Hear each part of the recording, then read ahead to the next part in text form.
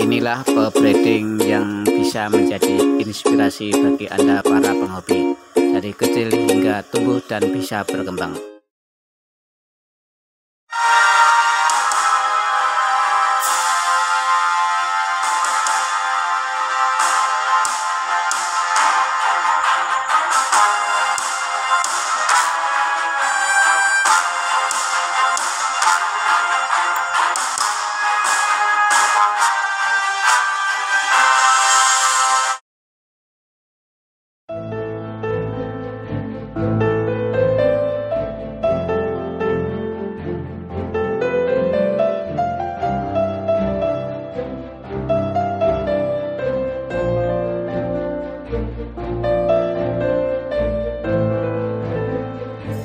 Mengupas tentang Eton Farm di Blaret, Bantul, Yogyakarta.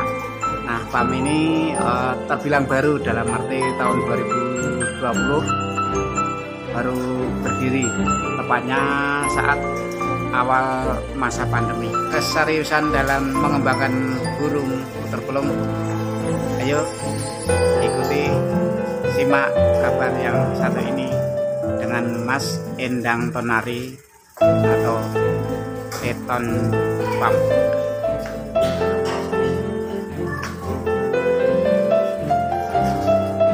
Termasuk pemula di tahun 2021 dan mengembang sampai hari ini 2021. Yang 2020 yang lalu bisa dibilang belum dikenal, tapi produk Anda sudah semakin dikenal. Bisa diceritakan kisah sedih suksesnya itu gimana, Mas? Pak Rofi, ya awal dulu memang saya pertama pandemi itu saya juga memang aktivitasnya di rumah terus. Kemudian saya berpikir apa yang bisa dilakukan untuk menghilangkan penat ya di rumah karena banyak lockdownnya kan. Nah, makanya saya ternak burung puter-pelung. Nah, ternyata memang sangat mengasihkan, itu sangat mengasihkan sekali. Bagaimana caranya kita menghasilkan suara dari hasil breeding kita itu. Tentunya harapan kita kan ketika membreeding burung puter-pelung ini, anakannya tersebut adalah anakan yang baik, lebih baik dari indukan yang diharapkan seperti itu, dan bisa masuk pasar lomba ya, juara gitu. Nah, ada beberapa memang pengalaman saya yang ya selama ini setahun ini memang sangat sulit ya untuk memperternak tentang anggungan ini, suara yang berhubungan dengan suara. Beda dengan warna ya, kalau warna itu mungkin bisa dengan gen-gennya lebih kental, tapi tentang suara ini memang lebih sulit. Misalnya saya menjodohkan burung ini, memang beli saya mahal, kemudian ternyata anaknya kurang bagus. Mungkin nah disitulah saya belajar bagaimana sih caranya untuk meminimalisirkan dan menghasilkan supaya anak-anak tersebut lebih baik gitu.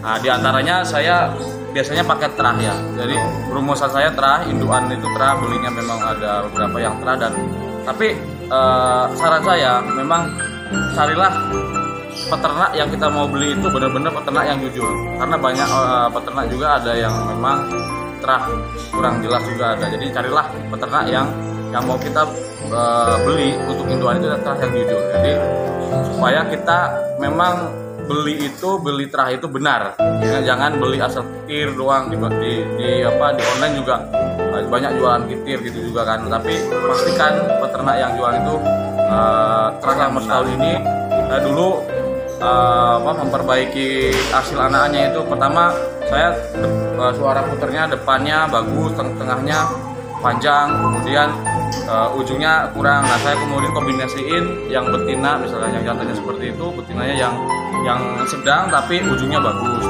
Nah, harapan saya anaknya itu lebih baik dari angguannya yang kurang tadi. Nah, saya coba praktekkan, ternyata memang ya lumayan ada yang bagus. Kemarin ada yang saya terahnya itu terah Jamoko, kemudian saya kawinkan dengan terahnya SMD yang anak Kenichi itu suara kecil, kemudian betinanya suara kecil, ternyata anaknya juga suara kecil. Jadi belum tentu suaranya jadi kecil banget, nyalit atau gede, bisa jadi. Jadi memang kita perlu mencoba-coba menjodohkan ya, menyilangkan. Semakin banyak mencoba menyilangkan, itu kita akan bisa belajar dan menemukan yang pas antara jantan ini dan jantan betina yang ini gitu loh. Jadi memang perlu dicoba-coba. Pelajaran yang bisa didapat dengan induk kurang bagus dengan jantan yang bagus umpama itu gimana ini pelajaran yang Anda dapat? Apakah langsung Anda mengganti induknya atau gimana? Ya, kalau biasanya kalau pengalaman saya 3 kali tetasan ya, 3 kali tetasan, misalkan induk A, betina A sama betina jantan A sama jantan betina B.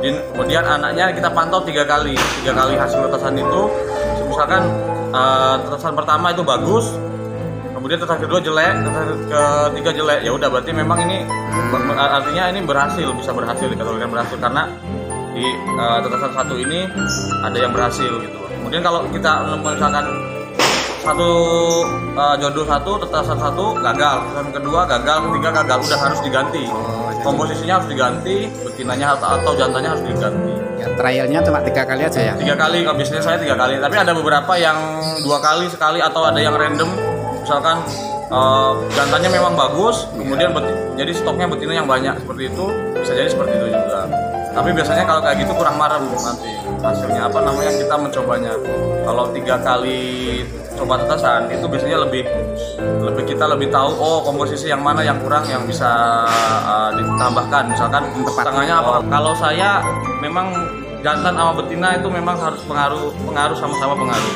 Ada beberapa yang memang gennya itu ya, darahnya itu lebih kuat di jantannya ada. Terus ada juga yang betinanya, tapi lebih bagusnya memang betinanya. Prinsipnya kalau saya pribadi, kita kan memang intinya bersaing ketika menghasilkan anak-anak tersebut, kemudian kita bisa lombakan kemudian itu, dan kita juga hasil breeding kita laku di pasaran ya gitu lah. Jadi kalau saya pribadi memang kebutuhan pasar ketika memang suara ini butuh panjang. Pertama memang kalau putar pelung itu memang harus tengahnya dulu ya panjang, kita harus perhatiin. Nah kemudian kalau di pasar ini lagi trending ini suara yang neken, suara yang ngelik. Jadi kita juga harus punya stok untuk suara ngelik. Bagaimana cara membuat anak-anak kita bisa punya stok burung yang ngelik. Jadi harus kita kombinasikan suara kecil sama suara kecil, coba dulu gitu. Memang harus perlu dicoba lagi, jadi trialnya terus dicoba. Nah saya juga banyak kali memang dicoba, ini ada sekitar mungkin 50-an induan ya ini ya, 50 induan sama yang baru-baru ini ada lagi yang baru-baru anak sendiri itu dijodoh-jodohin. Nanti kita bakal tahu hasilnya, suara besar ternyata bisa suara kecil, ada suara kecil itu, jadi memang harus dicoba ya. Berarti dari kesimpulan tersebut pertama Patra harus jeli gitu ya?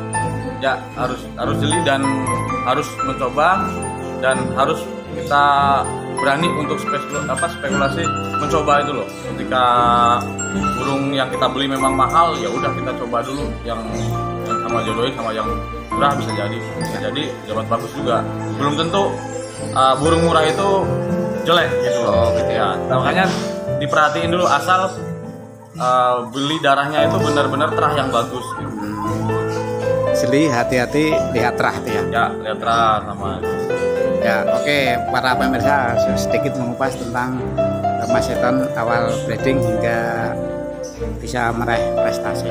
Nah, mungkin juga perlu tahu sendiri, memang untuk hasil ternak asli kemarin dicoba di Latper sini, itu Eton 043. Dapat juara 4 kalau nggak salah ya, 4 itu di hasil breeding sendiri, dan Eton 10 juga dapat hasil memuaskan gitu. Jadi memang selama setahun lebih atau pas setahun sudah menghasilkan produk farm sendiri ya? Ya udah. Karena putar itu kan sebenarnya produknya sangat cepat. Jadi kalau untuk teman-teman misalkan untuk mencoba-coba, jadi bisa diulang-ulang gitu loh. Kalau putar ini mudah untuk menernak. Trofi yang hasil ternakan sendiri ya. Jadi di kelas pemula di Latper Pleret ini Eton 043 dan burungnya udah laku juga. Jadi memang kita ya alhamdulillah udah laku. Sangat istilahnya sangat membanggakan ketika hasil ternakan sendiri bisa berprestasi. Jadi memang buat teman-teman yang mau nyoba ya monggo dicoba, dan harus sabar ya memang untuk menyenangkan terpelung ini. Buat teman-teman yang ingin mungkin sharing bersama bareng dan belajar bersama, monggo kontak saya ya, ada di nomor handphone, atau langsung datang ke farm saya, bisa di Pleret Bantul, Jakarta. Bisa kita ngobrol, dan saya juga boleh ikut belajar bareng-bareng. Monggo, saya siap untuk bersama teman-teman belajar bareng.